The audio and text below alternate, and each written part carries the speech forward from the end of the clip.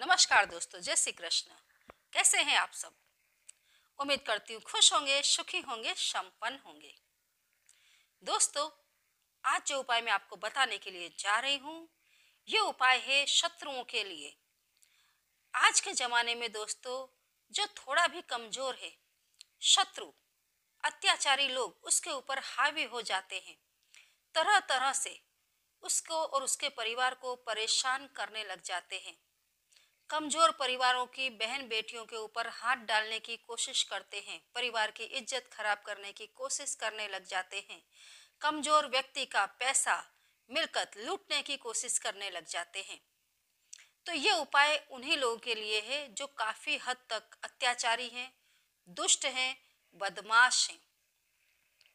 लेकिन उपाय बताने से पहले मैं फिर से आपको बता दूं कि कभी भी अपने अहम को पोषने के लिए, किसी लालच के वश होकर के, ईर्ष्यावश होकर के या किसी को सिर्फ परेशान करने के लिए आप ऐसी कोई भी क्रिया ना करें।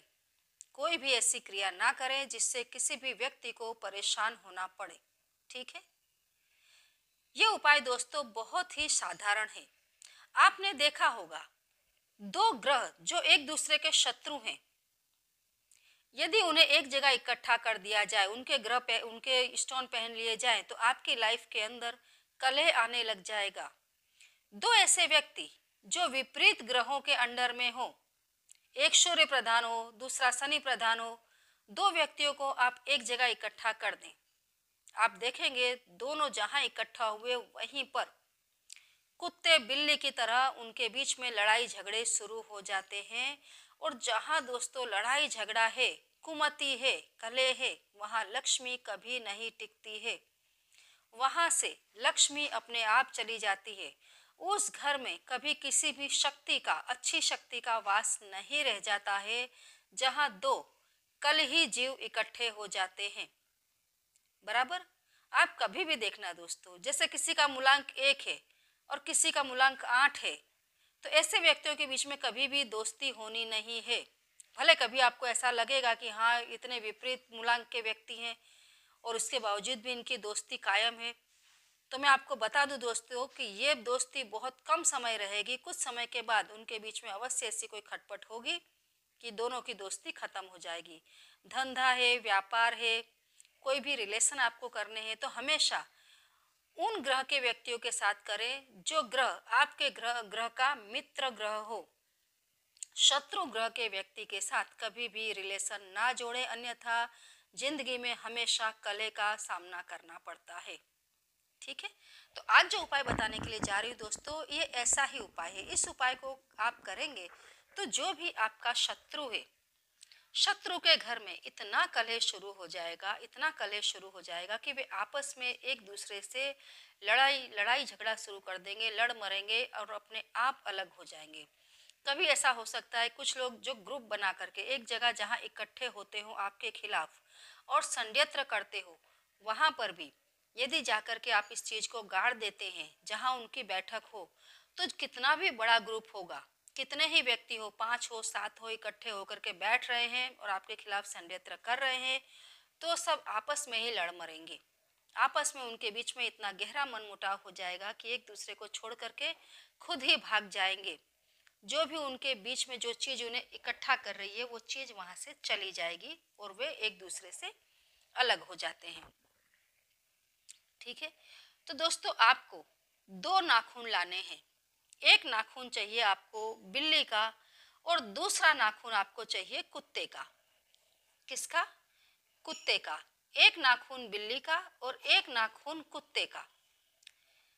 वैसे दोस्तों, जब मैं आपको ये उपाय बता रही हूँ, उसके पहले आपको बताना मेरा फर्ज है, मेरा कर्तव्य है कि मैं आपको बता दूं कि कभी भी किसी भी जीव को परेशान ना करें, किसी जीव की हत्या ना करें।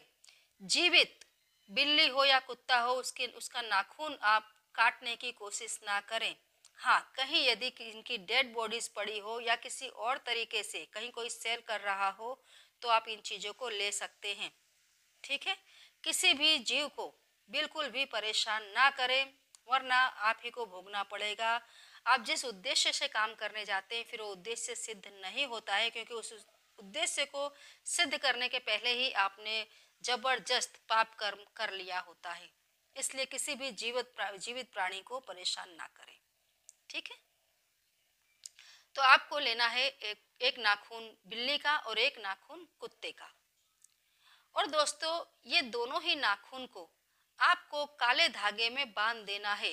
काले धागे से बांध देना है, मतलब दोनों नाखूनों को एक जगह इकट्ठा रख करके काले धागे से रैप करके टाइटली उसको बांध देना है।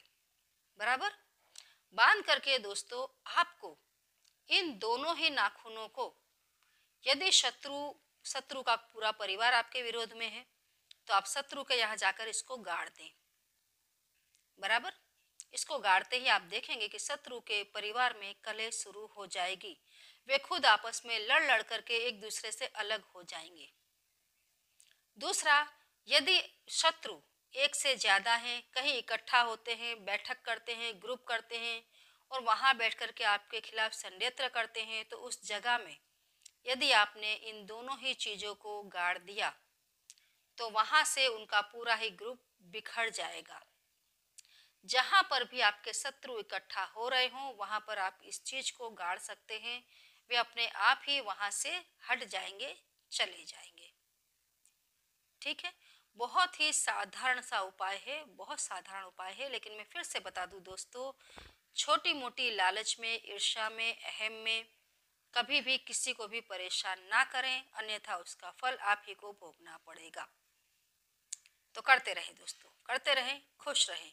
ये सब कुछ करने में, समझने में कहीं कोई तकलीफ पड़ती है तो पूछे अवश्य। करते रहें, खुश रहें। जय श्री कृष्ण।